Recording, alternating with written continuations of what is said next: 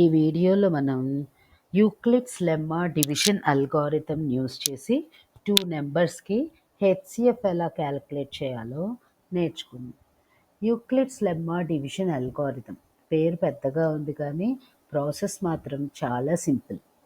ఇప్పుడు మనం X and why అనేవి 2 నెంబర్స్ అనుకున్నప్పుడు ఎక్స్ వై కంటే పెద్దదైనప్పుడు Euclid's lemma division algorithm use చేసి ఆ రెండిటికి హెచ్సిఎఫ్ క్యాలిక్యులేట్ చేయాలంటే మనం ఎక్స్ని వై చేత డివైడ్ చేయడం స్టార్ట్ చేస్తాం.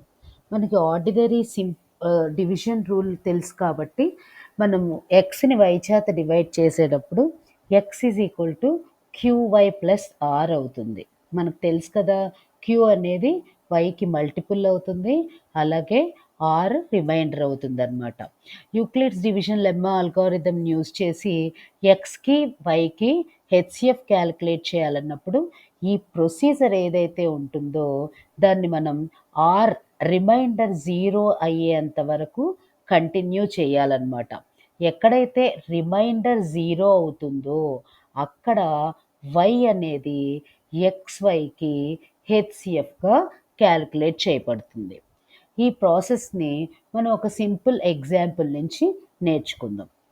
We are going to find the HCF of two integers 455 and 42. మనకు తెలుసు కదా, యూక్లిడ్స్ లెమ్మా డివిజన్ అల్గోరిథం ప్రకారము 2 నెంబర్స్కి హెచ్సిఎఫ్ క్యాలిక్యులేట్ చేయాలంటే ఆటోమేటిక్గా ఒకటి రెండో నెంబర్ కంటే పెద్దదై ఉంటుంది. సో ఇక్కడ మనం తీసుకున్న దాని ప్రకారము highest number largest integer 455, smallest one 42. So మనం యూక్లిడ్స్ డివిజన్ లెమ్మా అల్గోరిథంని ఎలా అప్లై చేయాలంటే పెద్ద నెంబర్ అయినటువంటి 455ని 42 తోటి డివైడ్ చేయడం స్టార్ట్ చేస్తాం.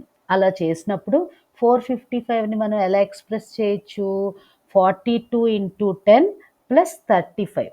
అంటే ఇక్కడ 42 ఇంటూ 10 అనే ఎందుకు వేయాలంటే ఇక్కడ తీసుకున్న 2 నెంబర్స్లో 42 చిన్నది, 455 పెద్దది. అంటే మనం పెద్ద నెంబర్ని చిన్న నెంబర్ యొక్క మల్టిపుల్స్ లాగా ఎక్స్ప్రెస్ చేయాలి. కానీ ఇక్కడ మనకి రిమైండర్ ఎంత వచ్చింది? 35 ఉంది. సో ఈ డివిజన్ అల్గోరిథం ప్రాసెస్లో ఇక్కడ నెక్స్ట్ స్టెప్లో 42ని 35 మల్టిపుల్స్గా ఎక్స్ప్రెస్ చేయాలన్నమాట.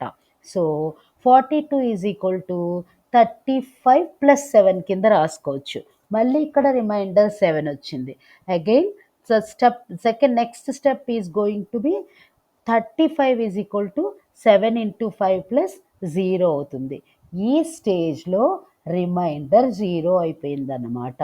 అంటే ఇక్కడ 455కి 42కి హెచ్సిఎఫ్ క్యాలిక్యులేట్ చేసినప్పుడు ఈ 7 అనేది హెచ్సిఎఫ్ అవుతుంది.